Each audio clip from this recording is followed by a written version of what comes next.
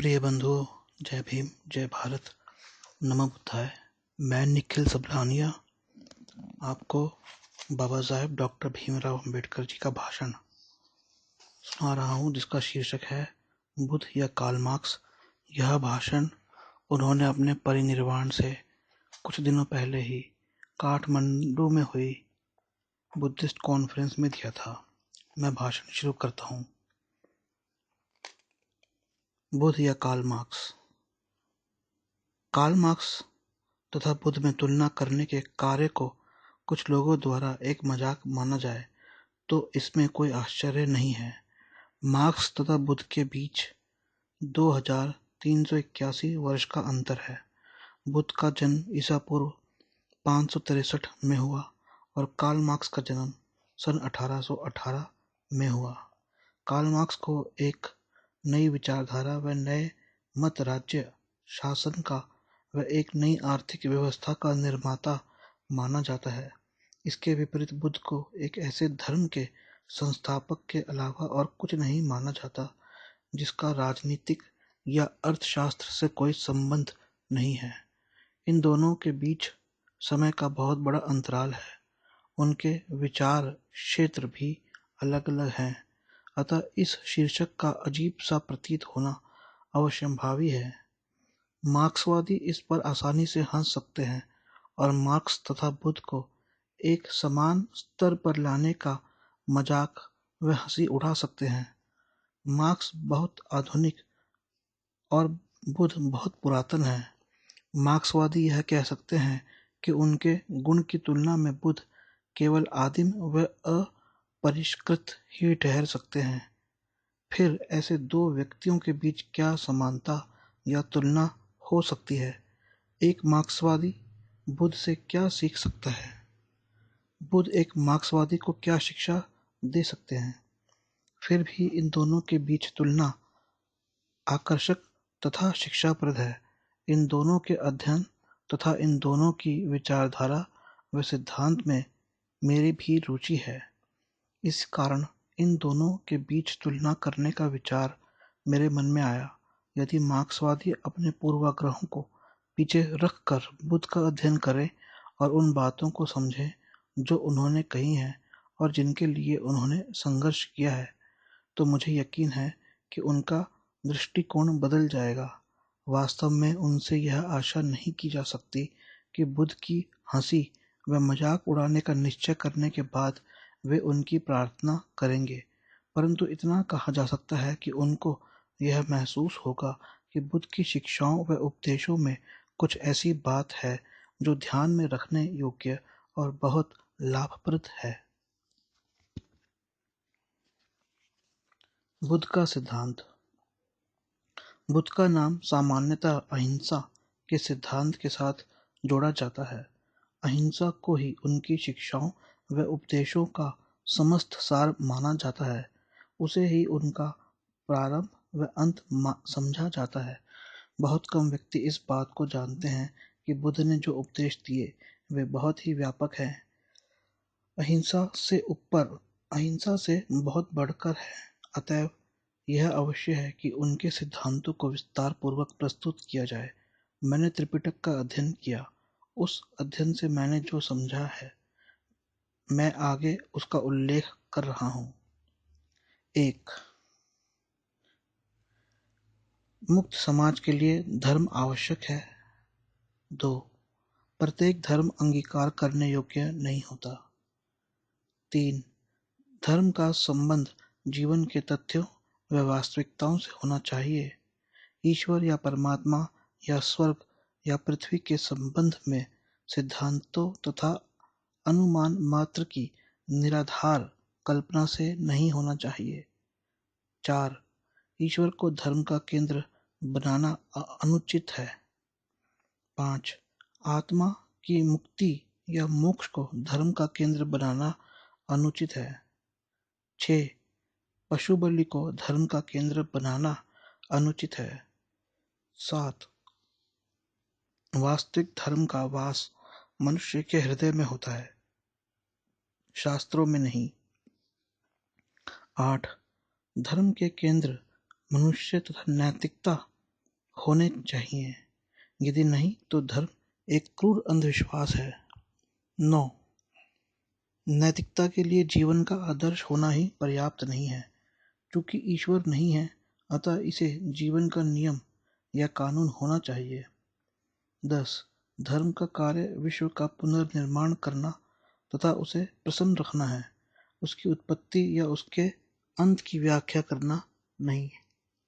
11. संसार में दुख स्वार्थों के टकराव के कारण होता है और इसके समाधान का एकमात्र तरीका अष्टांग मार्ग का अनुसरण करना है। 12.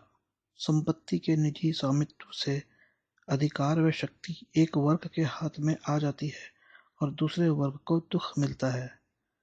13. समाज के हित के लिए यह आवश्यक है कि इस दुख का निदान इसके कारण का निरोध करके किया जाए। 14. सभी मानव प्राणी समान हैं। 15. मनुष्य का मापदंड उसका गुण होता है, जन्म नहीं। 16. जो चीज महत्वपूर्ण है वह है उच्च आदर्श, न कि उच्च कुल में जन्म। 17. सबके प्रति मैत्री का, साहचर्य व भाईचारे का कभी भी परित्याग नहीं करना चाहिए। 18. प्रत्येक व्यक्ति को विद्या प्राप्त करने का अधिकार है। मनुष्य को जीवित रहने के लिए ज्ञान विद्या की उतनी ही आवश्यकता है जितनी भोजन की। 19. अच्छा आचरण विहीन ज्ञान खतरनाक होता है। 20. कोई भी चीज भ्रमातीत व अचूक नहीं होती। कोई भी चीज सर्वदा बाध्यकारी नहीं होती। प्रत्येक वस्तु छानबीन तथा परीक्षा के अधीन होती है। 21. कोई वस्तु सुनिश्चित तथा अंतिम नहीं होती। 22. प्रत्येक वस्तु कारण कार्य संबंध के नियम के अधीन होती है। 23. कोई भी वस्तु स्थायी या सनातन नहीं है। प्रत्येक वस्तु परिवर्तनशील होती है। सदैव वस्तुओं में होने का क्रम चलता रहता है। 24. युद्ध यदि सत्य तथा न्याय के लिए न हो तो वह अनुचित है। 25. पराजित के प्रति विजेता के कर्तव्य होते हैं। बुद्ध के संक्षिप्त रूप में यही सिद्धांत है। यह कितना प्राचीन परंतु कितना नवीन है। उनके उपदेश कितने व्यापक तथा कितने गंभीर हैं। कार्ल मार्क्स का मौलिक सिद्धांत। आइए अब हम कार्ल मार्क्स द्वारा मौलिक रूप से प्रस्तुत मूल सिद्धांत का विवेचन करें। इसमें संदेह नहीं कि मार्क्स आधुनिक समाजवाद या साम्यवाद का जनक है, परंतु उसकी रुचि केवल समाजवाद के सिद्धांत को प्रतिपादित व प्रस्तुत करने मात्र में ही नहीं थी। यह कार्य तो उससे बहुत पहले ही अन्य लोगों द्वारा कर दिया गया था। मार्क्स की अधिक रुचि इस बात को सिद्ध करने में थी कि उसका समाजवाद वैज्ञानिक है। उसका जिहाद पूंजीपतियों के विरुद्ध जितना था, उतना ही उन लोगों के विरुद्ध भी था जिन्हें वह स्वप्नदर्शी या अव्यवहारिक समाजवादी कहता था। वह उन दोनों को ही पसंद नहीं करता था। इस बात पर इसलिए ध्यान देने की आवश्यकता है क्योंकि मार्क्स अपने समाजवाद के वैज्ञानिक स्वरूप को सबसे अधिक महत्व देता था। जिन सिद्धांतों को मार्क्स ने प्रस्तुत किया, उनका उद्देश्य कुछ और नहीं, केवल उसके इस दावे व विचारधारा को स्थापित करना था कि उसका समाजवाद वैज्ञानिक प्रकार का था, स्वप्नदर्शी व अव्यवहारिक नहीं। वैज्ञानिक समाजवाद से कार्ल मार्क्स का यह अभिप्राय था कि उसका समाजवाद अपरिहार्य तथा अनिवार्य प्रकार का था और समाज उसकी ओर अग्रसर हो रहा है तथा उसकी गति को आगे बढ़ाने से कोई चीज नहीं रोक सकती। मार्क्स के इस दावे व विचारधारा को सिद्ध करना है जिसके लिए उसने मुख्य रूप से परिश्रम किया।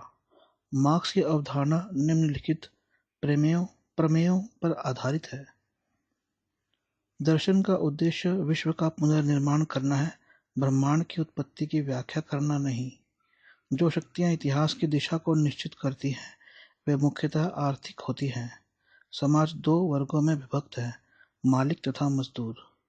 इन दोनों वर्गों के बीच हमेशा संघर्ष चलता रहता है। मजदूरों का मालिकों द्वारा शोषण किया जाता है। मालिक उस अतिरिक्त मूल्य का दुरुपयोग करते हैं जो उन्हें अपने मजदूरों के परिश्रम के परिणाम स्वरूप मिलता है। उत्पादन के साधनों का राष्ट्रीयकरण अर्थात व्यक्तिगत संपत्ति का उन्मूलन करके शोषण को समाप्त किया जा सकता है। इस शोषण के फलस्वरूप श्रमिक और अधिकाधिक निर्बल व दरिद्र बनाए जा रहे हैं। श्रमिकों की इस बढ़ती हुई दरिद्रता व निर्बलता के कारण श्रमिकों में क्रांतिकारी भावना उत्पन्न हो रही है और परस्पर विरोध वर्ग संघर्ष के रूप में बदल रहा है। क्योंकि श्रमिकों की संख्या स्वामियों की संख्या से अधिक है, अतः श्रमिकों द्वारा राज्य को हथियाना और अपना शासन स्थापित करना स्वाभाविक है। इसे उसने सर्वहारा वर्ग की तानाशाही के नाम से घोषित किया है। इन तत्वों का प्रतिरोध नहीं किया जा सकता, इसलिए समाजवाद अपरिहार्य है। मुझे आशा है कि मैंने उन विचारों का सही उल्लेख किया है जो मार्क्सवादी समाज के मूल आधार हैं। मार्क्सवादी सिद्धांत का अस्तित्व। बुद्ध तथा मार्क्स की विचारधाराओं की आपस में तुलना करने से पहले इस बात की ओर ध्यान देना आवश्यक है कि मार्क्सवादी सिद्धांत के मौलिक संग्रह में से कितने का अस्तित्व रह गया है, इतिहास द्वारा कितनी बातों को असत्य प्रमाणित कर दिया गया है और उसके विरोधियों द्वारा कितनों को निरर्थक सिद्ध कर दिया गया है। मार्क्सवादी सिद्धांत को 19वीं शताब्दी के मध्य में जिस समय प्रस्तुत किया गया था, उसी समय से इसकी काफी आलोचना होती रही है। इस आलोचना के फलस्वरूप कार्ल मार्क्स द्वारा प्रस्तुत विचारधारा का काफी बड़ा ढांचा ध्वस्त हो चुका है। इसमें कोई संदेह नहीं कि मार्क्स का यह दावा कि उसका समाजवाद अपरिहार्य है पूर्णतः असत्य सिद्ध हो चुका है। सर्वहारा वर्ग की तानाशाही सर्वप्रथम 1917 में उसकी पुस्तक दास कैपिटल समाजवाद का सिद्धांत के प्रकाशित होने के लगभग 70 वर्ष के बाद सिर्फ एक देश में स्थापित हुई थी। यहाँ तक कि साम्यवाद, जो कि सर्वहारा वर्ग की तानाशाही का दूसरा नाम है, रूस में आया तो यह किस प्रकार से मानवीय प्रयास के बिना किसी अपरिहार्य वस्तु के रूप में नहीं आया था। वहाँ एक क्रांति हुई थी और इसके रूस में आने से पहले भारी रक्तपात हुआ था तथा अत्यधिक हिंसा के साथ वहाँ स्वदेशीय योजना करनी पड़ी थी। शेष विश्व में अभी भी सर्वहारा वर्ग की तानाशाही के आने की प्रतीक्षा की जा रही है। मार्क्सवाद का कहना है कि समाजवाद अपरिहार्य है। उसके इस सिद्धांत के झूठे पड़ जाने के अलावा सूचियों में वर्णित अन्य अनेक विचार भी तर्क तथा अनुभव दोनों के द्वारा ध्वस्त हो गए हैं। अब कोई भी व्यक्ति इतिहास की आर्थिक व्याख्या को ही इतिहास की केवल एकमात्र परिभाषा स्वीकार नहीं करता। इस बात को कोई स्वीकार नहीं करता कि सर्वहारा वर्ग को उत्तरोत्तर कंगाल बनाया गया है और यही बात उसके अन्य तर्कों के संबंध में भी सही है। कार्ल मार्क्स के मत में जो बात बची रहती है वह उस बची खुची आग की तरह है जो मात्रा में तो बहुत थोड़ी लेकिन बहुत ही महत्वपूर्ण होती है। अग्नि के एक पतंगे व अवशेष के समान है। इस रूप में मेरे विचार में ये चार बातें हैं।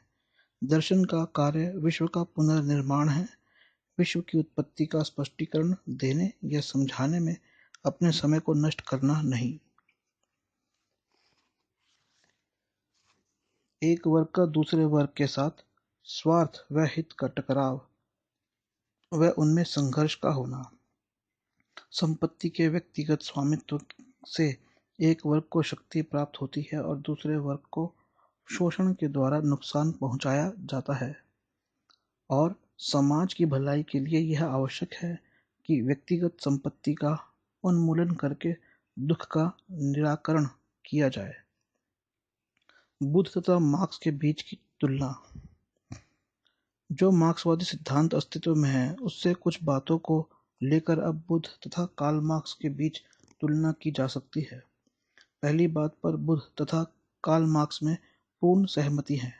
उनमें कितनी अधिक सहमति है, इस बात को दर्शाने के लिए मैं नीचे बुद्ध तथा पोतपाद नामक ब्राह्मण के बीच हुए वार्तालाप के एक अंश को उद्धृत करता हूँ। इसके बाद उन्हीं शब्दों में पोतपाद ने बुद्ध से निम्नलिखित प्रश्न पूछे। क्या संसार शाश्वत नहीं है? क्या संसार सीमित है? क्या संसार असीम है? क्या आत्मा वैसी ही है जैसा शरीर है? क्या आत्मा एक वस्तु है और शरीर दूसरी? क्या सत्य को पा लेने वाला व्यक्ति मृत्यु के बाद फिर जन्म लेता है? क्या वह न तो पुनः जन्म लेता है न मृत्यु के बाद फिर रहता है? और प्रत्येक प्रश्न का बुद्ध ने एक ही उत्तर दिया, जो इस प्रकार था। पोतपाद, यह भी एक विषय है जिस पर मैंने कोई मत प्रकट नहीं किया है। परंतु बुद्ध ने उस पर कोई मत प्रकट क्यों नहीं किया है? क्योंकि ये प्रश्न उपयोगी नहीं है, उनका संबंध धर्म से नहीं है, यह सही आचरण के लिए भी सहायक नहीं है। न अनासक्ति, न लालसा व लोभ से शुद्धिकरण, न शांति, न हृदय की शांति, न वास्तविक ज्ञान, न अंतर्ज्ञान की उच्चतर अवस्था, न निर्वाण में सहायक है। अतएव यही कारण है कि मैं इसके संबंध में कोई विचार प्रकट नहीं करता। दूसरी बात के संबंध में मैं नीचे बुद्ध तथा कौशल नरेश प्रसेनजित के बीच हुए वार्तालाप से एक उदाहरण प्रस्तुत करता हूँ। इसके अतिरिक्त राजाओं के बीच, कुलीनों के बीच, ब्राह्मणों के बीच, गृहस्थों के बीच, माता तथा पुत्र के बीच, पुत्र तथा पिता के बीच, भाई तथा बहन के बीच, साथियों के बीच सदा संघर्ष चलता रहा है। यद्यपि ये शब्द प्रसेनजित के हैं, परंतु बुद्ध ने इस बात से इनकार नहीं किया कि यह समाज का सही चित्र प्रस्तुत करता है। जहाँ तक वर्ग संघर्ष के प्रति बुद्ध के दृष्टिकोण का संबंध है, अष्टांग मार्ग का उनका सिद्धांत इस बात को मान्यता देता है कि वर्ग संघर्ष का अस्तित्व है और यह वर्ग संघर्ष ही है जो दुख व दुर्दशा का कारण होता है। तीसरे प्रश्न के संबंध में मैं बुद्ध तथा पोतपाद के वार्तालाप में से उक्त यह अंश उद्धृत करता हूँ। फिर वह क्या है जिसका आप महानुभव ने निश्चय किया है?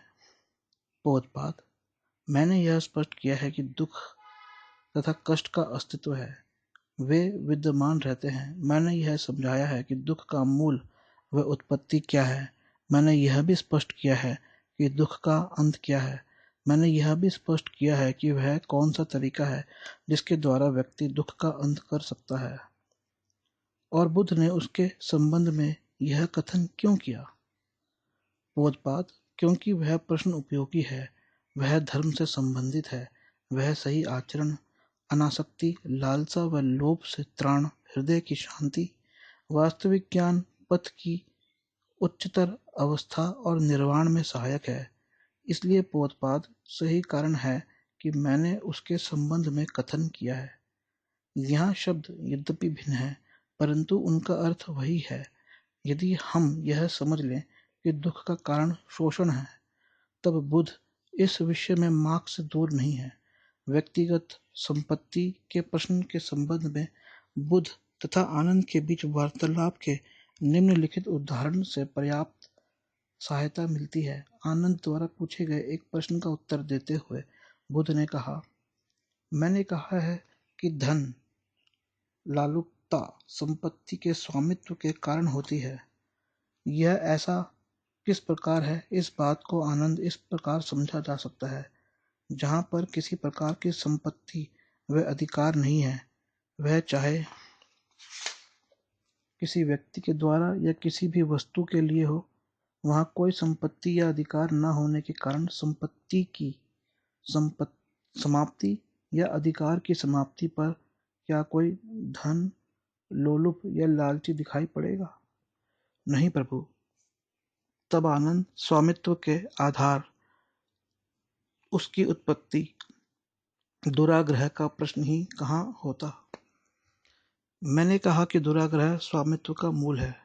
अब आनंद वह ऐसा किस प्रकार, वह क्यों है, इसे इस प्रकार समझना चाहिए। यदि किसी व्यक्ति में किसी वस्तु के संबंध में, वहाँ चाहे जो हो, किसी प्रकार की कोई भी आसक्ति नहीं है, तो क्या ऐसा होने पर आसक्ति के अंत होने पर अधिकार या संपत्ति का आभास होगा? नहीं होगा प्रभु। चौथी बात के संबंध में किसी प्रमाण की आवश्यकता नहीं है। भिक्षु संघ के नियम इस विषय में सर्वोत्तम प्रमाण है। नियमों के अनुसार एक भिक्षु केवल निम्नलिखित 8 वस्तुओं को ही व्यक्तिगत संपत्ति के रूप में रख सकता है। प्रतिदिन पहनने के लिए 3 वस्त्र, कमर में बांधने के लिए 1 पेटी, 1 भिक्षा पात्र, 1 उस्तरा, सुई धागा और पानी साफ करने के लिए 1 छलनी या छन्ना। इसके अलावा एक भिक्षु के लिए सोने या चांदी को प्राप्त करना पूर्णतः निषिद्ध है, क्योंकि इससे यह आशंका होती है कि सोने या चांदी से वह उन 8 वस्तुओं के अलावा जिनको रखने की उसे अनुमति है, कुछ और वस्तुएं भी खरीद सकता है। ये नियम रूस में साम्यवाद में पाए जाने वाले नियमों से बहुत अधिक कठोर हैं। साधन। अब हम साधनों पर आते हैं। साम्यवाद जिसका प्रतिपादन बुद्ध ने किया, उसे कार्यान्वित करने के लिए साधन भी निश्चित थे। इन साधनों को 3 भागों में रखा जा सकता है। भाग 1, पंचशील का आचरण। बुद्ध ने एक नए सिद्धांत का प्रतिपादन किया। यह उन समस्याओं की कुंजी है जो उनके मन में बार बार उठा करती थी। नए सिद्धांत का आधार यह है कि यह सारा संसार कष्टों और दुखों से भरा हुआ है। यह एक ऐसा तथ्य था जिस पर न केवल ध्यान देना आवश्यक था, बल्कि मुक्ति की किसी भी योजना में इसे प्रथम स्थान देना था। इस तथ्य को मानने कर बुद्ध ने इसे अपने सिद्धांत का आधार बनाया। उनका कहना था कि उक्त सिद्धांत को यदि उपयोगी होना है तो कष्ट तथा दुख का निवारण हमारा लक्ष्य होना चाहिए। इस कष्ट तथा दुख के कारण क्या हो सकते हैं? इस प्रश्न के उत्तर में बुद्ध ने यह पाया कि इसके कारण केवल 2 हो सकते हैं। मनुष्य के कष्ट तथा दुख उसके अपने ही दुराचरण के फलस्वरूप हो सकते हैं। दुख के इस कारण का निराकरण करने के लिए उन्होंने पंचशील का अनुपालन करने का उपदेश दिया। पंचशील में निम्नलिखित बातें आती हैं: किसी जीवित वस्तु को न ही नष्ट करना और न ही कष्ट पहुंचाना, चोरी अर्थात दूसरे की संपत्ति को धोखाधड़ी व हिंसा द्वारा न हथियाना और न उस पर कब्जा करना, झूठ न बोलना, तृष्णा न करना, मादक पदार्थों का सेवन न करना। बुद्ध का मत है कि संसार में कुछ कष्ट व दुख मनुष्य के प्रति पक्षपात है। इस पक्षपात का निराकरण किस प्रकार किया जाए? मनुष्य के प्रति मनुष्य के पक्षपात का निराकरण करने के लिए बुद्ध ने आर्य अष्टांग मार्ग निर्धारित किया। इस अष्टांग मार्ग के तत्व इस प्रकार हैं: सम्यक दृष्टि अर्थात अंधविश्वास से मुक्ति, सम्यक संकल्प जो बुद्धिमान तथा उत्साहपूर्ण व्यक्तियों के योग्य होता है, सम्यक वचन अर्थात दयापूर्ण, स्पष्ट व सत्य भाषण, सम्यक आचरण अर्थात शांति, ईमानदारी तथा शुद्ध आचरण, सम्यक जीविका अर्थात किसी भी जीवधारी को किसी भी प्रकार की क्षति या चोट न पहुंचाना। अन्य 7 बातों में सम्यक परीक्षण। सम्यक स्मृति अर्थात एक सक्रिय तथा जागरूक मस्तिष्क, सम्यक समाधि अर्थात जीवन के गंभीर रहस्यों के संबंध में गंभीर विचार। इस आर्य अष्टांग मार्ग का उद्देश्य पृथ्वी पर धर्म परायणता तथा न्याय संगत राज्य की स्थापना करना तथा उसके द्वारा संसार के दुख तथा निषाद को मिटाना है। सिद्धांत का तीसरा अंग निब्बान का सिद्धांत है। निब्बान का सिद्धांत आर्य अष्टांग मार्ग के सिद्धांत का अभिन्न अंग है। निब्बान के बिना अष्टांग मार्ग की प्राप्ति नहीं हो सकती। निब्बान का सिद्धांत यह बताता है कि अष्टांग मार्ग की प्राप्ति के मार्ग में कौन कौन सी कठिनाइयाँ आती हैं। इन कठिनाइयों में से मुख्य कठिनाइयाँ 10 है। बुद्ध ने उनको आसव, बेड़ियाँ या बाधाएं कहा है। प्रथम बाधा अहम का मोह है। जब तक व्यक्ति पूर्णतः अपने अहम में रहता है, प्रत्येक भड़कीली चीज का पीछा करता है जिनके विषय में वह व्यर्थ ही यह सोचता है कि वे उसके हृदय की अभिलाषा की तृप्ति व संतुष्टि कर देंगी, तब तक उसको आर्य मार्ग नहीं मिलता। जब उसकी आंखें इस तथ्य को देखकर खुलती हैं कि वह इस असीम व अनंत का एक बहुत छोटा सा अंश है, तब वह यह अनुभूति करने लगता है कि उसका व्यक्तिगत अस्तित्व कितना नश्वर है, और तभी वह इस संकीर्ण मार्ग में प्रवेश कर सकता है। दूसरी बाधा संदेह या अनिर्णय की स्थिति है। जब मनुष्य अस्तित्व के महान रहस्य व्यक्तित्व की नश्वरता को देखता है, तो उसके अपने कार्य में भी संदेह तथा अनिर्णय की स्थिति की संभावना होती है। अमुक कार्य किया जाए, फिर भी मेरा व्यक्तित्व अस्थायी नश्वर है, ऐसी कोई चीज प्रश्न क्यों बन जाती है जो उसे अनिर्णायक, संदेही या निष्क्रिय बना देती है। परंतु वह चीज जीवन में काम नहीं आएगी।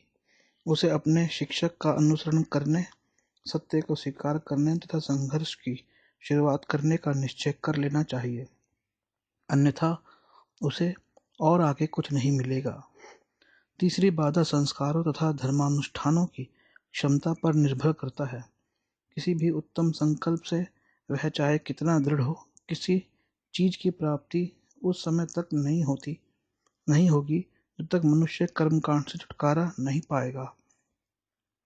जब तक वह इस विश्व से मुक्त नहीं होगा कि कोई बाहरी कार्य, पुरोहित शक्ति तथा पवित्र धर्मानुष्ठान से उसे हर प्रकार की सहायता मिल सकती है।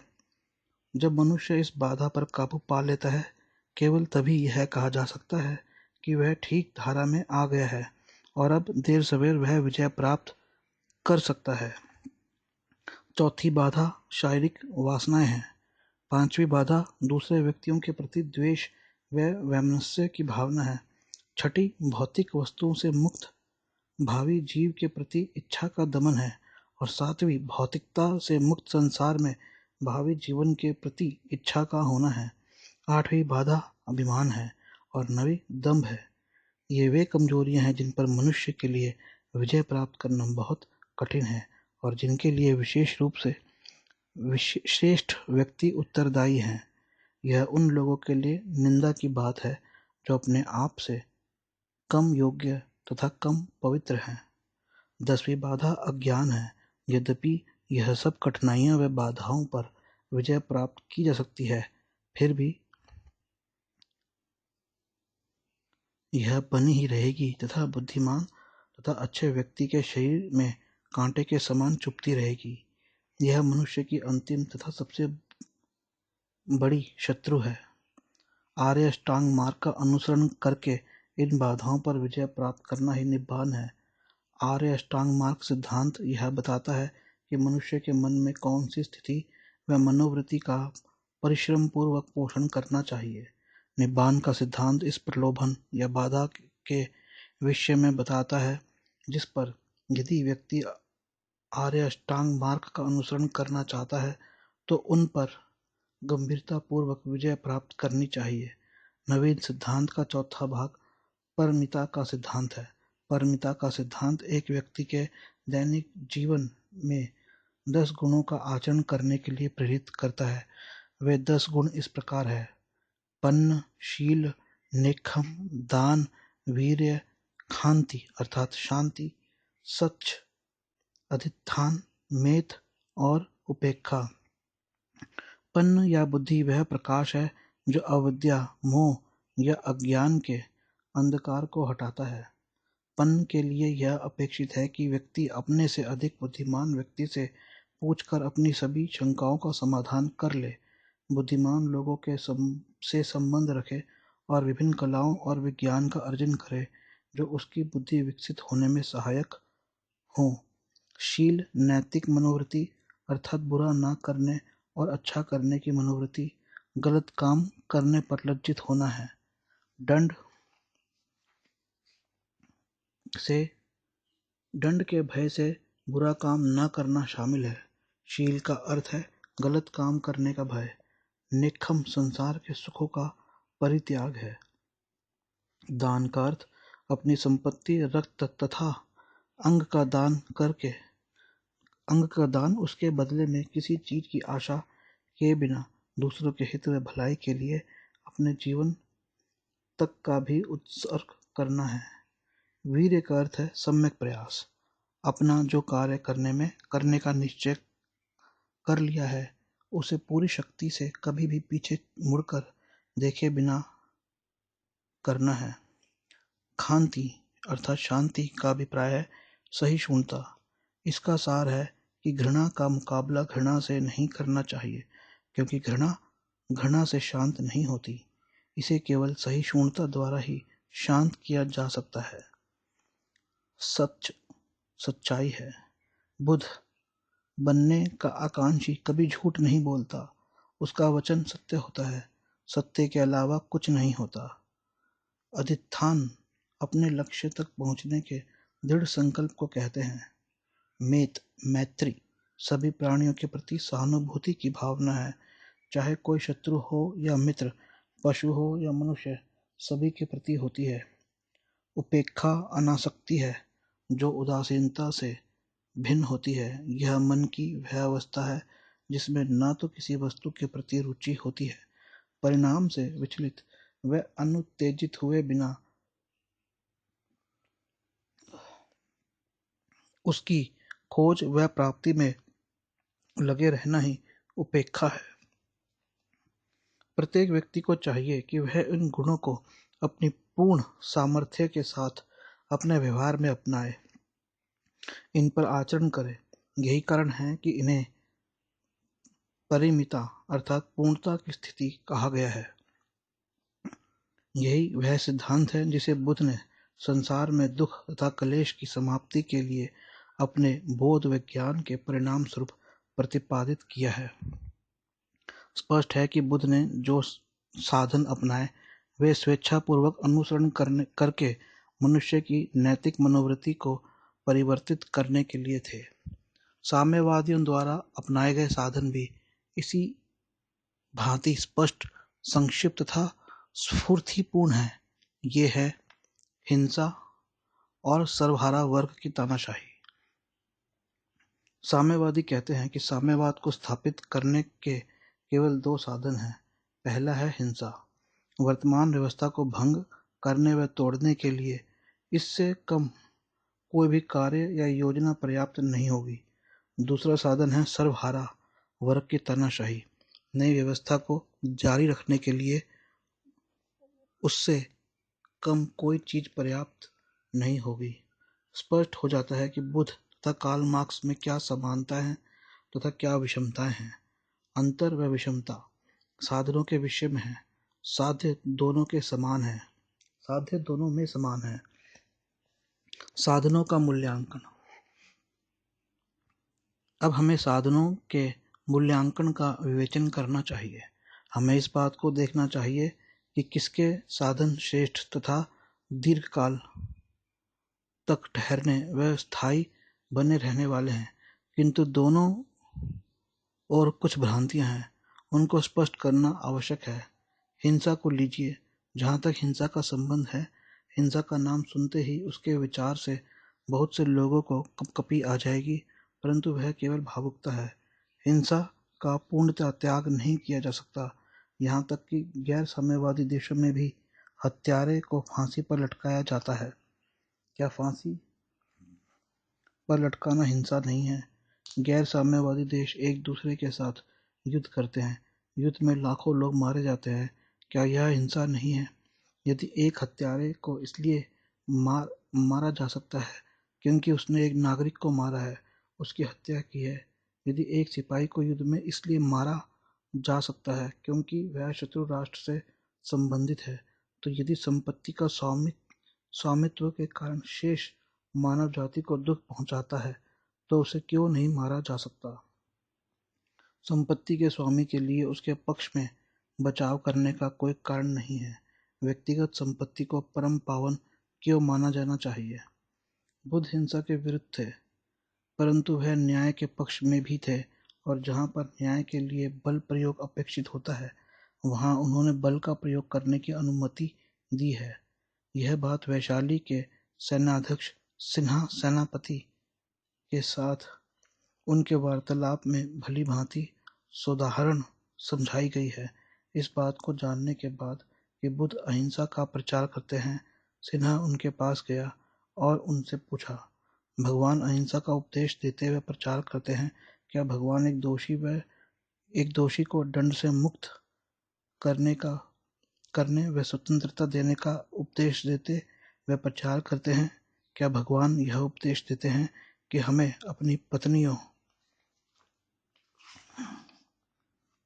अपने बच्चों तथा अपनी संपत्ति को बचाने के लिए, उनकी रक्षा करने के लिए युद्ध नहीं करना चाहिए? क्या अहिंसा के नाम पर हमें अपराधियों के हाथों कष्ट झेलते रहना चाहिए?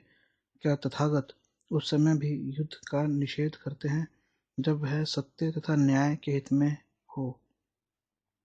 बुद्ध ने उत्तर दिया, मैं जिस बात का प्रचार करता हूँ वह उपदेश देता हूँ, आपने उसे गलत ढंग से समझा है। एक अपराधी व दोषी को दंड अवश्य दिया जाना चाहिए और एक निर्दोष व्यक्ति को मुक्त व स्वतंत्र कर दिया जाना चाहिए। यदि एक दंडाधिकारी एक अपराधी को दंड देता है तो यह दंडाधिकारी का दोष नहीं है।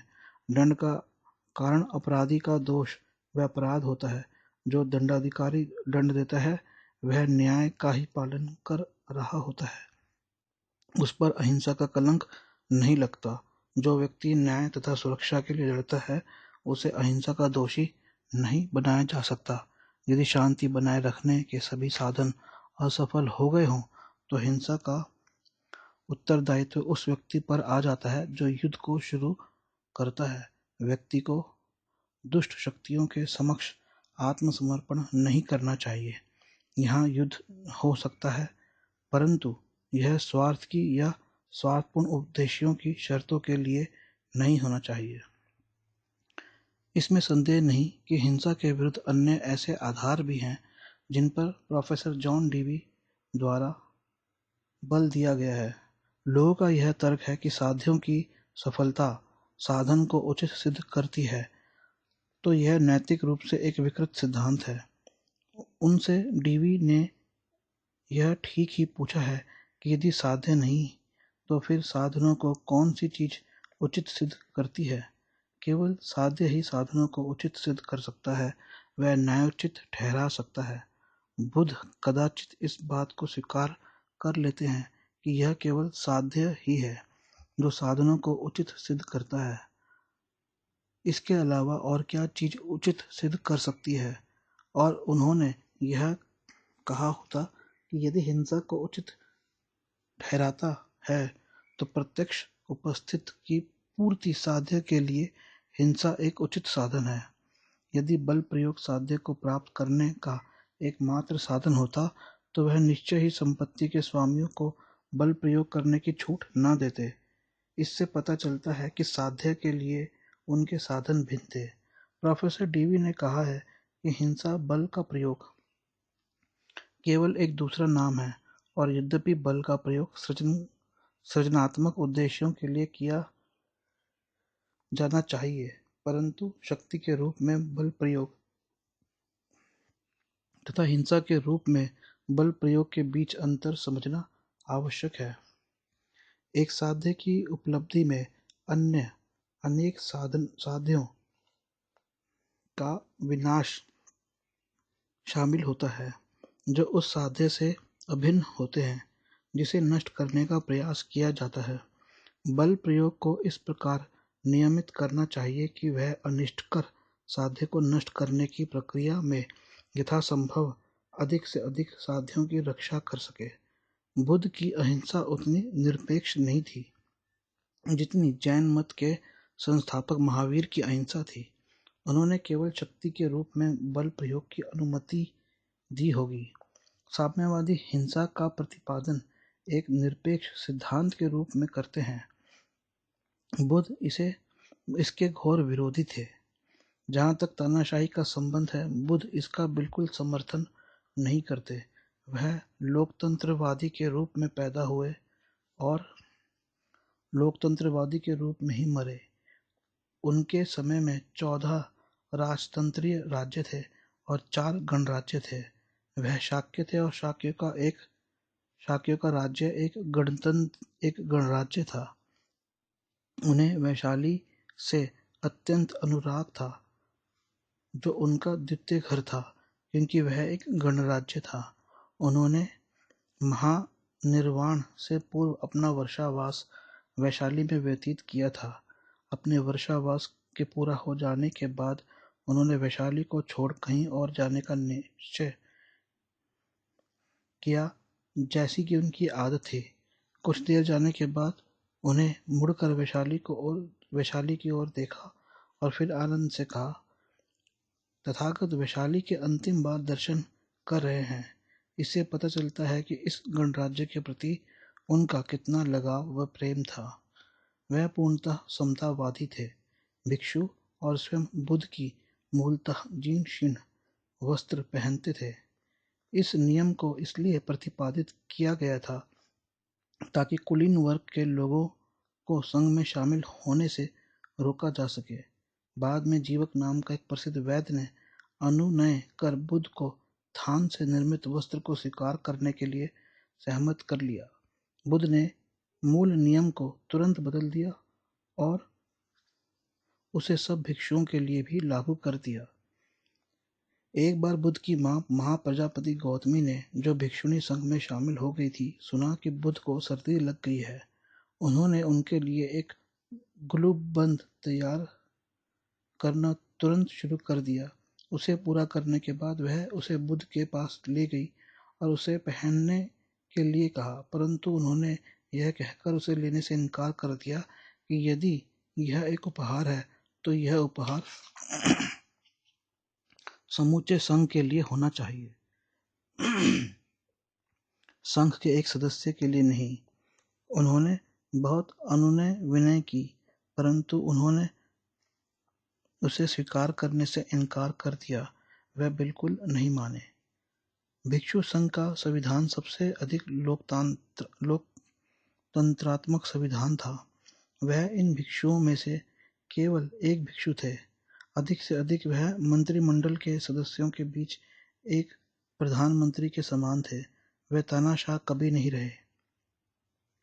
उनकी मृत्यु से पहले उनको 2 बार कहा गया कि वह संघ पर नियंत्रण रखने के लिए किसी व्यक्ति को संघ का प्रमुख नियुक्त कर दे, परंतु हर बार उन्होंने यह कहकर इनकार कर दिया कि धम्म संघ का सर्वोच्च सेनापति है।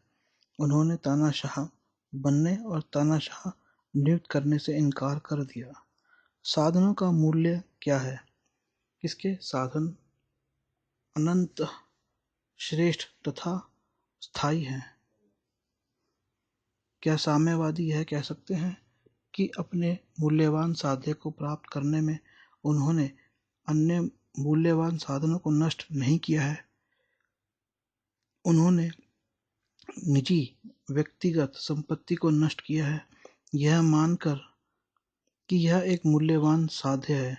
क्या साम्यवादी यह कह सकते हैं कि उसे प्राप्त करने की प्रक्रिया में उन्होंने अन्य मूल्यवान साध्य को नष्ट नहीं किया है? अपने साधे हुए लक्ष्य को प्राप्त करने के लिए उन्होंने कितने लोगों की हत्या की है? क्या मानव जीवन का कोई मूल्य नहीं है? क्या वे संपत्ति को उसके स्वामित्व का जीवन लिए बिना उससे नहीं ले सकते? तानाशाही को लीजिए। तानाशाही का साध्य व लक्ष्य क्रांति को स्थायी क्रांति बनाना होता है। यह एक मूल्यवान साध्य है, परंतु क्या साम्यवादी यह कह सकते हैं कि इस साध्य को उपलब्ध करने के लिए उन्होंने अन्य मूल्यवान साध्यों को नष्ट नहीं किया है? तानाशाही के बारे में यह कहा गया है कि इसमें स्वतंत्रता और संसदीय सरकार का प्रायः अभाव होता है, अर्थात दोनों व्याख्याएं पूर्णतः स्पष्ट नहीं है। स्वतंत्रता का अभाव तो संसदीय संसार में भी होता है, क्योंकि कानून का अभिप्राय होता है स्वतंत्रता का अभाव। इसी में तानाशाही तथा संसदीय सरकार का अंतर निहित है। संसदीय सरकार में प्रत्येक नागरिक को अपनी स्वतंत्रता पर सरकार द्वारा थोपे गए बंधनों की आलोचना करने का पूरा अधिकार होता है। संसदीय सरकार में आपके कुछ कर्तव्य तथा कुछ अधिकार होते हैं। आपका कर्तव्य है कि आप कानून का पालन करें और यह अधिकार है कि उसकी आलोचना करें। तानाशाही में आपका केवल कर्तव्य होता है कि आप कानून का पालन करें, परंतु आपको उसकी आलोचना करने का कोई अधिकार नहीं होता। किसके साधन अधिक प्रभावोत्पादक व अमोघ हैं? अब हमें इस बात पर विचार करना है कि किसके साधन अधिक टिकाऊ तथा स्थायी हैं। हमें बल प्रयोग तथा नैतिक प्रवृत्ति पर आधारित सरकार के बीच चयन करना होगा। बर्क ने कहा है कि बल प्रयोग स्थायी साधन नहीं हो सकता। अमेरिका के साथ सहमति के संबंध में उसने यह अविस्मरणीय चेतावनी दी थी। महोदय, पहले मुझे यह बात कहने की अनुमति दी जाए कि एकमात्र बल का प्रयोग केवल अस्थायी होता है। यह कुछ समय के लिए किसी को वश में ला सकता है, परंतु यह उसे पुनः वश में करने की आवश्यकता को समाप्त नहीं करता, और किसी भी ऐसे राष्ट्र पर शासन नहीं किया जा सकता जिस पर बार बार विजय के लिए चढ़ाई करनी पड़े। मेरी अगली आपत्ति इस अनिश्चितता के संबंध में है। बल प्रयोग का परिणाम हमेशा आतंक नहीं होता और युद्ध सामग्री विजय नहीं होती। आप साधनविहीन हैं क्योंकि समझौता असफल होने पर बल बना रहता है, परंतु यदि बल प्रयोग असफल हो जाए तो समझौते की कोई आशा नहीं रहती। शक्ति तथा सत्ता कभी कभी दया से भी प्राप्त की जा सकती है, परंतु अशक्त तथा पराजित हिंसा के द्वारा उसकी कभी भीख नहीं मांगी जा सकती।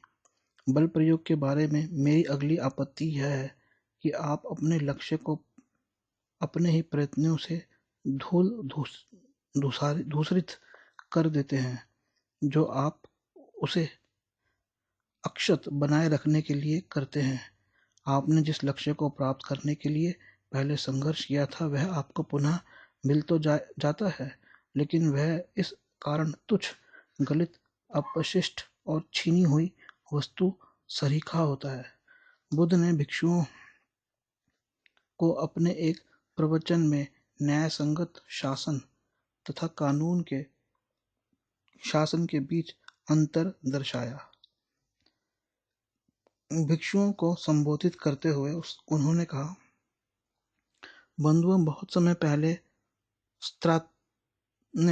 स्ट्रॉन्ग टायर नामक एक प्रभुसत्ता संपन्न अधिपति था। वह एक ऐसा राजा था जो धर्मपरायणता से शासन करता था। वह पृथ्वी की चारों दिशाओं का स्वामी, विजेता तथा अपनी जनता का रक्षक था। उसके पास दिव्य चक्र था। वह समुद्र पर्यंत पर परमाधिकार पूर्वक रहता था। उसने इस पर विजय प्राप्त की थी, साहस से नहीं, तलवार से नहीं, बल्कि धर्म परायणता से। अब बंधुओं, बहुत वर्षों के बाद, सैकड़ों वर्षों के बाद, मनु के 1000 वर्षों बाद, राजा स्त्रात्य ने किसी व्यक्ति को आदेश दिया और यह कहा कि महोदय, आप यह देखें कि दिव्य चक्र थोड़ा सा धंस गया, वह अपने स्थान से नीचे की ओर सरक गया है। इसके विषय में आप मुझे आकर बताइए। सैकड़ों वर्षों के बाद वह अपने स्थान से सरक गया। उसे देखने के बाद वह व्यक्ति राजा स्त्रात्य के पास गया और कहा, महाराज, यह सच मानिए कि दिव्य चक्र धंस गया है, वह अपने स्थान से सरक गया है।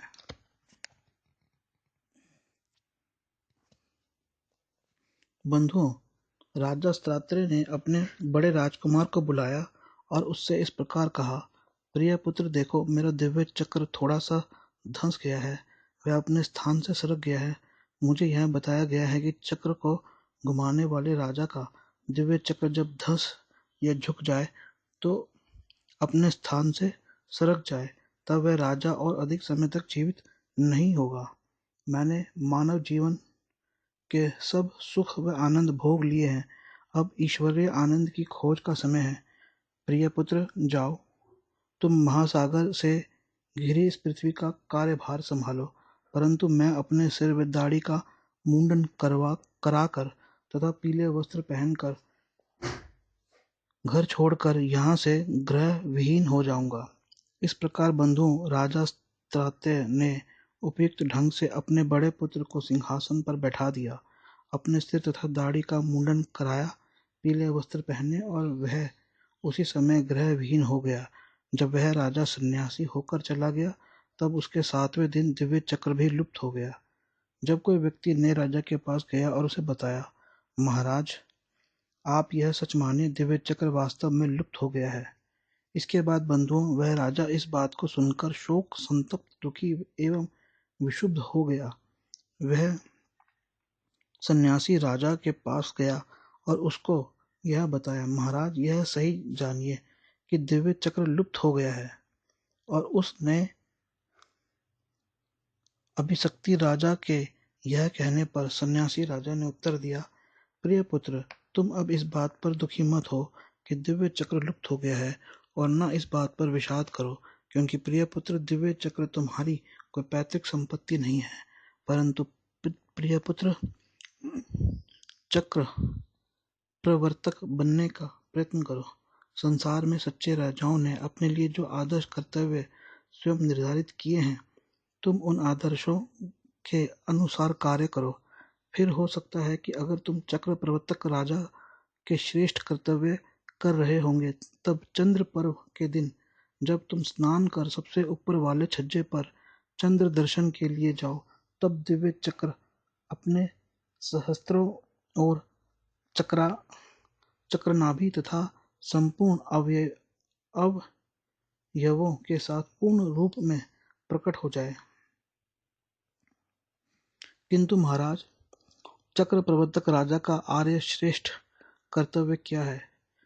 प्रिय पुत्र, यह कर्तव्य यह है कि आदर्श, सत्य तथा धर्म परायणता के नियम को सामने रख उसको सम्मान, सत्कार तथा आदर प्रदान कर, उसके प्रति श्रद्धांजलि अर्पित कर, श्रद्धापूर्वक स्वयं आदर्श बन, आदर्श को अपना स्वामी मानकर अपनी जनता, सेना, विद्वान वर्ग के लोगों, सेवकों तथा आश्रितों, ब्राह्मणों तथा गृहस्थों, नगर तथा ग्रामवासियों, धार्मिक लोगों तथा पशु पक्षियों को सुरक्षा प्रदान करनी चाहिए और उनकी अच्छी प्रकार से रखवाली तथा देख रेख करनी चाहिए। तुम्हारे समूचे राज्य में कोई भी काम गलत व अनुचित नहीं होना चाहिए और तुम्हारे राज्य में जो भी व्यक्ति निर्धन है, उसको धन दिया जाए। और प्रिय पुत्र, तुम्हारे राज्य में धार्मिक व्यक्ति, स्वस्थ व्यक्ति तथा सहिष्णु व्यक्ति और स्वार्थहीन व्यक्ति और आत्मरक्षा करने वाले व्यक्ति जब समय समय पर तुम्हारे पास आए और वह पूछें कि क्या अच्छा है और क्या बुरा है, क्या अपराध है और क्या नहीं है, क्या करना चाहिए और क्या नहीं करना चाहिए, सुख दुख के लिए अंतर्गोत्वता कौन सी कार्य प्रणाली सफल होगी, जब वह उक्त प्रश्न के उत्तर करें, तब तुम्हें उनकी बात सुननी चाहिए और तुम्हें उनको बुराई व पाप से रोकना चाहिए और उनको जो अच्छे काम हैं उन्हें करने के लिए प्रेरित करना चाहिए। प्रिय पुत्र, संसार के राजा का यह ही आर्य कर्तव्य है। अभी शक्ति राजा ने कहा, ऐसा ही होगा। उसने आज्ञा का पालन करते हुए राजा के श्रेष्ठ कर्तव्य का पालन किया। इस प्रकार आचरण करते हुए वह चंद्र पर्व स्नान कर अनुष्ठान करने के लिए सबसे ऊपरी छज्जे पर गया, तो दिव्य चक्र अपने सहस्त्रों आरोह स्पोक्स, चक्र नाभि तथा अपने संपूर्ण अवयवों अवयवों सहित प्रकट हुआ। उसे देखकर राजा के मन में आया, मुझे यह बताया गया है कि जिस राजा के समक्ष ऐसे अवसर पर यदि दिव्य चक्र स्वयं पूर्ण रूप में प्रकट होता है, तो वह राजा चक्र प्रवर्तक प्रभुता संपन्न हो जाता है। मैं भी संसार का सर्वप्रभुत्व संपन्न राजा बन सकता हूँ। इसके बाद बंधुओं, वह राजा अपने स्थान से उठा और उसने अपने एक कंधे से वस्त्र हटाकर अपने बाएं हाथ में एक घड़ा लिया और अपने दाएं हाथ से चक्र पर जल छिड़का और यह कहा, हे दिव्य चक्र, आगे बढ़ो और विजय प्राप्त करो। फिर बंधुओं, दिव्य चक्र पूर्व दिशा की ओर बढ़ा और इसके बाद वह चक्र प्रवर्तक राजा, उसके पीछे पीछे उसके साथ उसकी सेना, अश्व, रथ तथा हाथी और मनुष्य गए। जिस भी स्थान पर बंधुओं वह चक्र रुका, उसी स्थान पर वह राजा युद्ध में विजयी हुआ।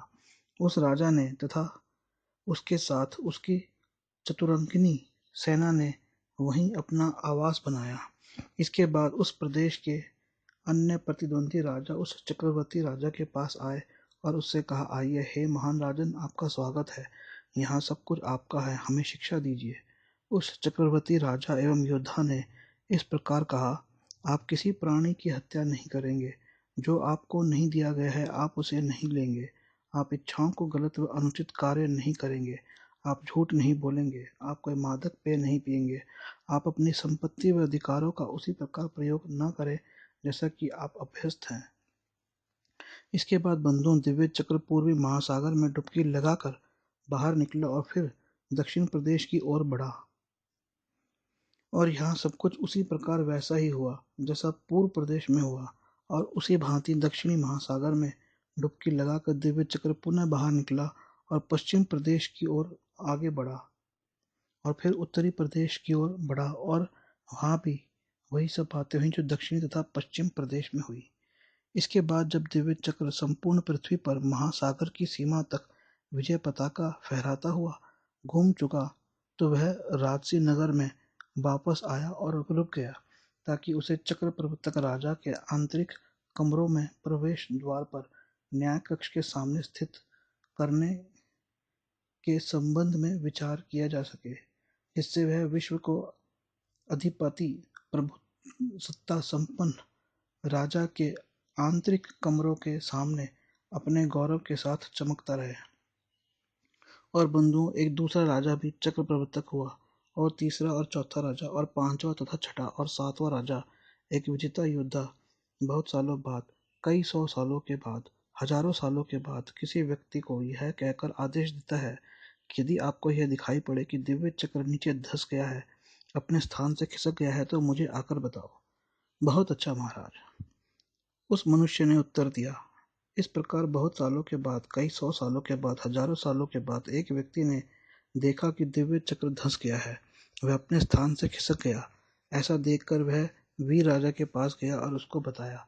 फिर उस राजा ने वैसा ही किया जैसा कि स्त्रात्रे ने किया था, और राजा के सन्यासी हो जाने के 7वें दिन दिव्य चक्र लुप्त हो गया। फिर कोई व्यक्ति राजा के पास गया और उससे जाकर कहा। वह राजा चक्र के लुप्त हो जाने पर दुखी हुआ और शोक से पीड़ित हुआ, परंतु वह राजा प्रभु सत्ता संपन्न अधिपति के श्रेष्ठ कर्तव्य के संबंध में पूछने के लिए सन्यासी राजा के पास नहीं गया, बल्कि अपने विचार से ही निशंक होकर जनता पर अपना शासन चलाता रहा। लोगों पर उसका शासन पहले शासन से अलग प्रकार का था। प्रभु सत्ता संपन्न राजा के आर्य श्रेष्ठ कर्तव्य का पालन करने वाले पूर्ववर्ती राजाओं के शासन में वे जिस प्रकार से समृद्धशाली थे, उस प्रकार इस राजा के शासन में समृद्ध नहीं रहे। फिर बंधुओं, मंत्री तथा दरबारी, वित्त अधिकारी, रक्षक व पहरेदार, द्वारपाल तथा धार्मिक अनुष्ठान करने वाले सभी व्यक्ति मिलकर राजा के पास आए और उससे इस प्रकार बोले, हे राजन, आप अपनी जनता पर शासन अपने विचारों के अनुसार करते हैं, जो उस शासन विधि से भिन्न है जिस विधि से आपके पूर्ववर्ती राजा आर्य अर्थात श्रेष्ठ कर्तव्य का पालन करते हुए किया करते थे। अतः आपके इस शासन में आपकी जनता समृद्ध नहीं है। अब आपके राज्य में मंत्री तथा दरबारी, वित्त अधिकारी, रक्षा तथा अभिरक्षक एवं धार्मिक अनुष्ठान करने वाले हम दोनों तथा अन्य लोग हैं, जिन्हें प्रभु सत्ता संपन्न राजा के आर्य कर्तव्य का ज्ञान व जानकारी है। हे राजन, आप उसके संबंध में हमसे पूछिए, आपके पूछने पर हम उसे आपको बताएंगे। इसके बाद बंधुओं, उस राजा ने मंत्रियों तथा उन सभी शेष लोगों को एक साथ बिठाया, उनसे प्रभु सत्ता संपन्न शूरवीर राजा के कर्तव्य के संबंध में पूछा, और उन्होंने उसे बताया। जब उसने उनकी बात सुनी तो उसने उनको उचित सावधानी तथा निगरानी व अभिरक्षा प्रदान की, परंतु उसने दीनहीन व असहाय लोगों को धन प्रदान नहीं किया, और चूंकि यह नहीं किया गया, इसलिए दरिद्रता व निर्धनता व्यापक रूप में फैल गई। इस प्रकार जब निर्धनता भरपूर व प्रचुर मात्रा में फैल गई तो किसी व्यक्ति ने दूसरे व्यक्ति की चीज उठा ली जो उसे दूसरे व्यक्ति ने नहीं दी थी। उसे लोगों ने पकड़ लिया और राजा के सामने प्रस्तुत किया। उन्होंने राजा से कहा, हे महाराज, इस व्यक्ति ने वह चीज उठा ली है जो उसे नहीं दी गई थी और ऐसा करना चोरी है। इस बात को सुनकर राजा ने उस व्यक्ति से इस प्रकार कहा, क्या यह सच है कि जो चीज तुम्हें किसी व्यक्ति ने नहीं दी तुमने उसे उठाया है? क्या तुमने वह काम किया है जिसे लोग चोरी कहते हैं? महाराज, यह सच है। लेकिन क्यों? महाराज, मेरे पास जीवन यापन के लिए कुछ नहीं है। तब राजा ने उस व्यक्ति को धन दिया और उससे कहा, इस धन से तुम अपने आप को जीवित रखो, अपने माता पिता, अपने बच्चों तथा पत्नी का पालन पोषण करो और अपना कारोबार व धंधा चलाओ। महाराज, ऐसा ही होगा, उस मनुष्य ने उत्तर दिया। अब एक दूसरे व्यक्ति ने चोरी करके दूसरे व्यक्ति की वह चीज उठा ली जो उसे नहीं दी गई थी। उसे लोगों ने पकड़ लिया और राजा के सामने लाए। उन्होंने राजा को बताया, महाराज, इस व्यक्ति को जो चीज नहीं दी गई थी उसे इसने चोरी से उठा लिया है। और राजा ने वही बात कही एवं उसी प्रकार किया भी जिस प्रकार पहले व्यक्ति को कहा गया था और उसके लिए किया गया था। अब बंधुओं, लोगों ने सुना कि जिन लोगों ने चोरी से उन वस्तुओं को उठाया जो उनको नहीं दी गई थी, उन लोगों को राजा धन दे रहा है। और इस बात को सुनकर उन्होंने सोचा कि हम भी उन चीज़ों को चोरी से उठा लें जो हमें नहीं दी गई है। अब फिर किसी व्यक्ति ने वैसा ही किया। उसे उन्होंने पकड़कर राजा के समक्ष उस पर आरोप लगाया। राजा ने पहले की भांति उससे पूछा, तुमने चोरी क्यों की? क्योंकि महाराज, मैं अपना जीवन यापन नहीं कर सकता। तब राजा ने सोचा कि यदि मैं हमेशा ऐसे किसी भी व्यक्ति को धन देता रहूंगा जिसने चोरी से उस वस्तुओं को उठा लिया है जो उसे नहीं दी गई, तो चोरी में वृद्धि होगी। अब मुझे इसे अंतिम रूप में रोकना होगा और उसे समुचित दंड देना होगा, इसलिए उसका सिर कटवा देना चाहिए। अतः उसने अपने व्यक्तियों से कहा, देखो, इस आदमी की बाहों को इसकी कमर के पीछे की मजबूत रस्सी से बांध दो, उसमें गांठ दे दो, इसके सिर का मुंडन करके गंजा बना दो, इसे सड़कों पर चौराहों पर ढोल बजाते हुए घुमाओ, इसे दक्षिण द्वार से बाहर लेकर नगर के दक्षिण की ओर ले जाओ, इस कार्य पर अंतिम रोक लगा दो, इसे भारी दंड दो, इसका सिर काट दो। उन लोगों ने उत्तर दिया, महाराज, ऐसा ही हो, और उसके आदेश का पालन किया। बंधुओं, अब लोगों ने सुना कि जो लोग दूसरों की चीज चोरी से उठाते हैं जो उनको नहीं दी गई है तो उन्हें मृत्युदंड दिया जाता है। इस बात को सुनकर उन्होंने सोचा, अब हमें भी तेज धार वाली तलवारें उनके लिए स्वयं तैयार करनी चाहिए जिनकी हम वस्तुएं उठाते हैं जो हमें नहीं दी गई है। वे उसे जो कुछ कहें हमें उनको रोकना होगा, उनको भारी दंड देना होगा और उनके सिर काटने होंगे। अतः उन्होंने तेज धार वाली तलवारें तैयार कर ली और वे ग्राम, कस्बों तथा नगरों को लूटने तथा राजमार्ग पर लूटपाट करने के लिए निकल पड़े। जिन लोगों को लूटते थे उनके सिर काटकर उनको मार डालते थे। इस प्रकार बंधुओं, दीनहीनों को वस्तुएं व सामान न दिए जाने से निर्धनता फैल गई, निर्धनता से हिंसा बढ़ी और फैली, हिंसा के बढ़ने से जीवन का विनाश सामान्य बात हो गई। हत्याओं की संख्या में वृद्धि होने से उन प्राणियों व व्यक्तियों के जीवन की अवधि भी सामान्यतः समाप्त हो गई। अब बंधुओं, कुछ बुजुर्गों में से किसी ने दूसरे व्यक्ति की कोई चीज चुरा कर उठा ली जो उसे नहीं दी गई थी और उस पर भी अन्य लोगों के समान आरोप लगाया और उसे भी राजा के समक्ष लाया गया। राजा ने उससे पूछा कि क्या यह सच है कि तुमने चोरी की है? उसने उत्तर दिया, नहीं हे राजन, वे जानबूझकर झूठ बोल रहे हैं। इस प्रकार दीनहीनों व दरिद्रों को समान वस्तुएं न दिए जाने से निर्धनता फैली, चोरी, हिंसा, हत्या सामान्य हो गई। फिर किसी व्यक्ति ने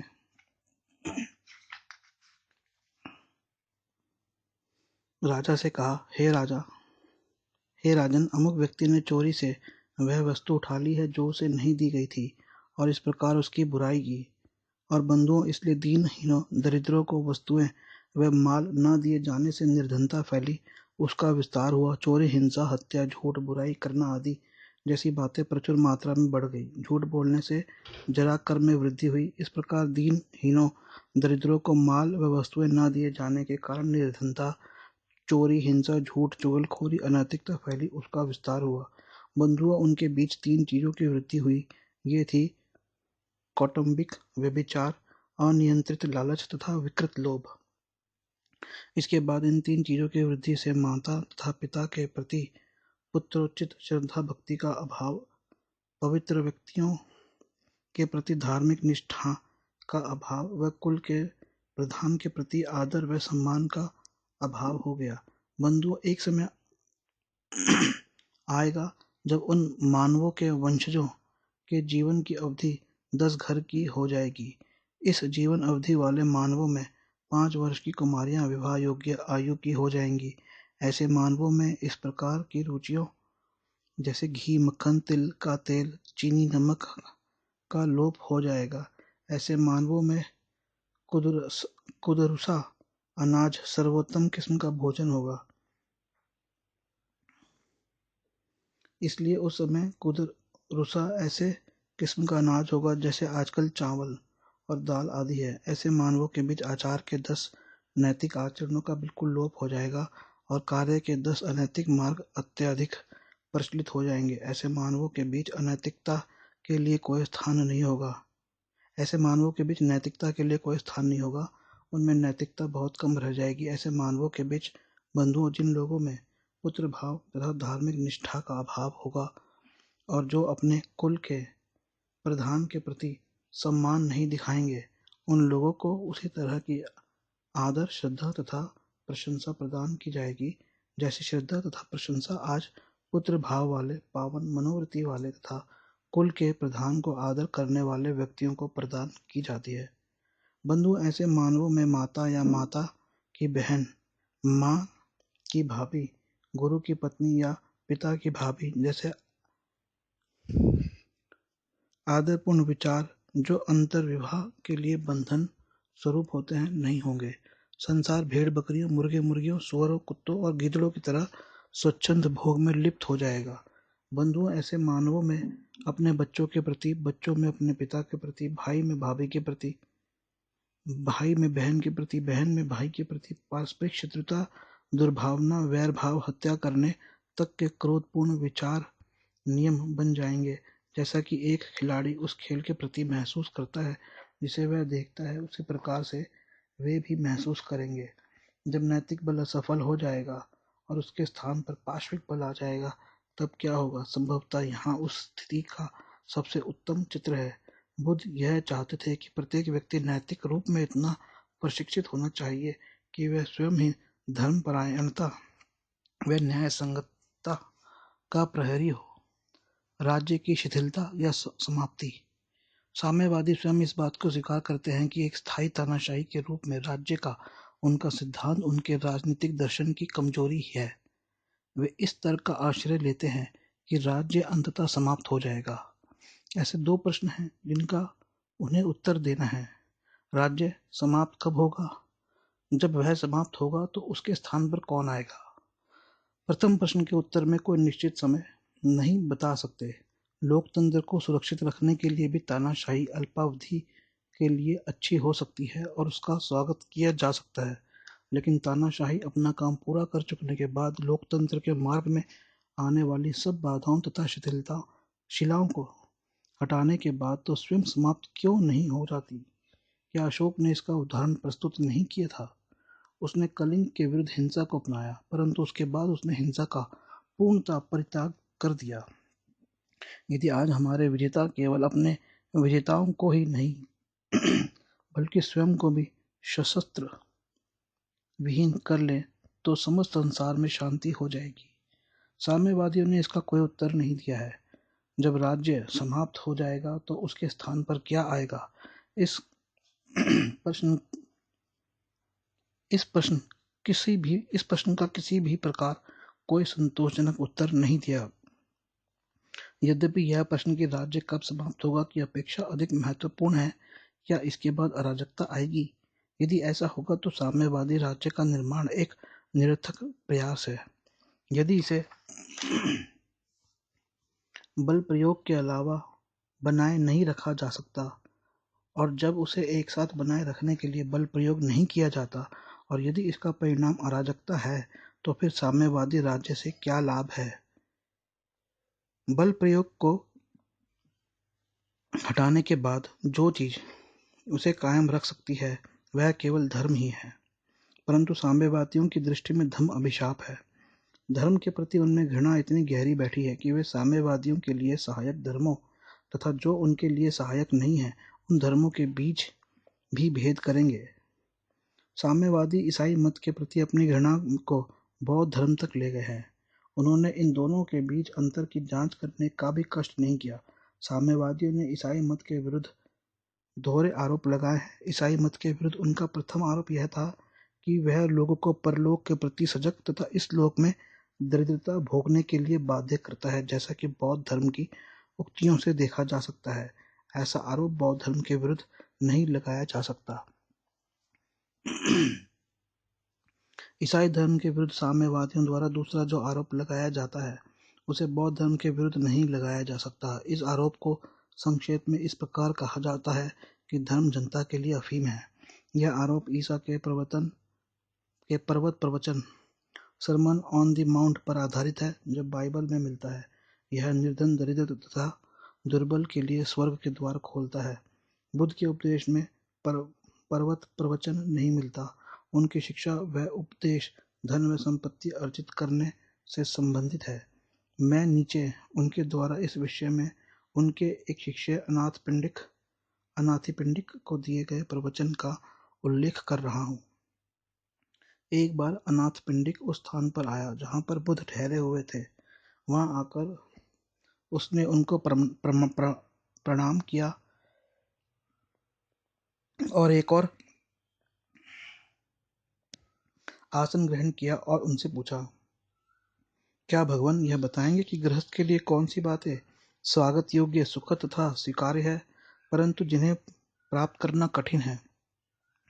बुद्ध ने इस प्रश्न को सुनकर कहा, इनमें प्रथम विधि पूर्वक धन अर्जित करना है। दूसरी बात यह देखना है कि आपके संबंधी भी विधि पूर्वक ही धन संपत्ति अर्जित करें। तीसरी बात है दीर्घ काल तक जीवित रहो और लंबी आयु प्राप्त करो। गृहस्थ को इन चार चीजों की प्राप्ति करनी है जो कि संसार में स्वागत योग्य है, सुखकारक तथा स्वीकार्य है, परंतु जिन्हें प्राप्त करना कठिन है। चार अवस्थाएं भी हैं जो इनसे पूर्ववर्ती हैं। वे हैं श्रद्धा, शुद्ध आचरण, स्वतंत्रता और बुद्धि। स्वतंत्रता ऐसे गृहस्थ का गुण होती है जो धन लोलुपता के दोष से मुक्त, उदार, दानशील, मुक्त हस्त, दान देकर आनंदित होने वाला और इतना शुद्ध हृदय का हो कि उसे उपहारों का वितरण करने के लिए कहा जा सके। बुद्धिमान कौन है? वह जो जानता है कि जिस गृहस्थ के मन में लालच, धन, लोलुपता, द्वेष, आलस्य, उनिंदापन, निद्रालुता, अन्य मनस्कता तथा संशय है और जो कार्य करना चाहिए उसकी उपेक्षा करता है और ऐसा करने वाला प्रसन्नता तथा सम्मान से वंचित रहता है। लालच, कृपणता, द्वेष, आलस्य तथा अन्य मनस्कता तथा संशय मन के कलंक है। जो गृहस्थ मन में इन कलंकों से छुटकारा पा लेता है वह महान बुद्धि, प्रचुर बुद्धि एवं विवेक, स्पष्ट दृष्टि एवं पूर्ण बुद्धि व विवेक प्राप्त कर लेता है। अतएव न्यायपूर्ण ढंग से तथा वैध रूप से धन प्राप्त करना, भारी परिश्रम से कमाना, भुजाओं की शक्ति व बल से धन संचित करना तथा भौहों का पसीना बहाकर परिश्रम से प्राप्त करना एक महान वरदान है।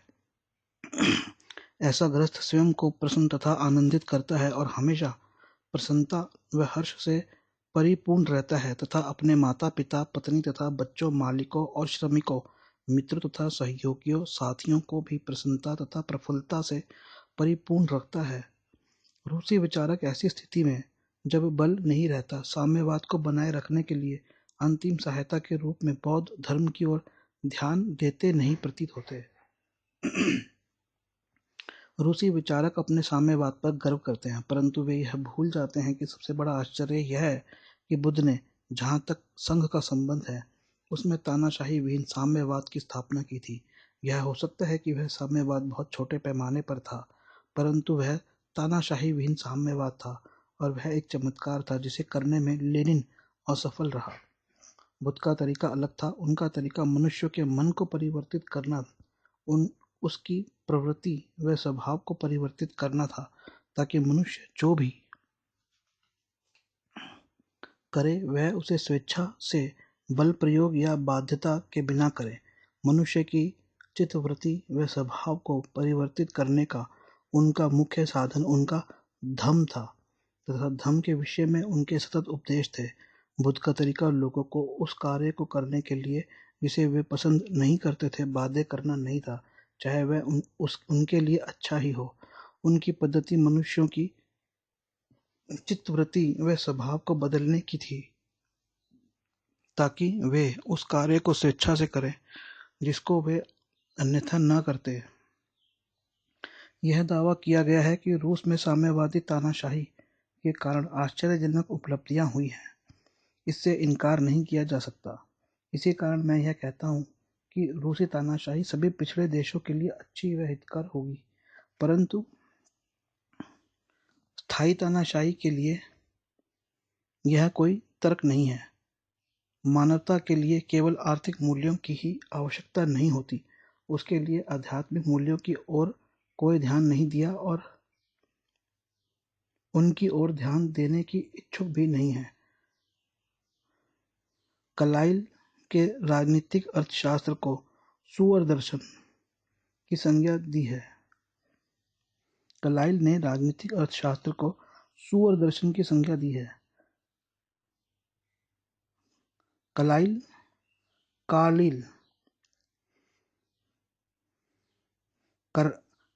ने राजनीतिक शास्त्र को सुअर दर्शन की संज्ञा दी है। कार्लाइल का कहना वास्तव में गलत है, क्योंकि मनुष्य की भौतिक सुखों के लिए तो इच्छा होती ही है, परंतु साम्यवादी दर्शन समान रूप से गलत प्रतीत होता है, क्योंकि उनके दर्शन का उद्देश्य सुअरों को मोटा बनाना प्रतीत होता है, मानो मनुष्य सुअरों जैसे है। मनुष्य का विकास भौतिक रूप से के साथ साथ आध्यात्मिक रूप से भी होना चाहिए।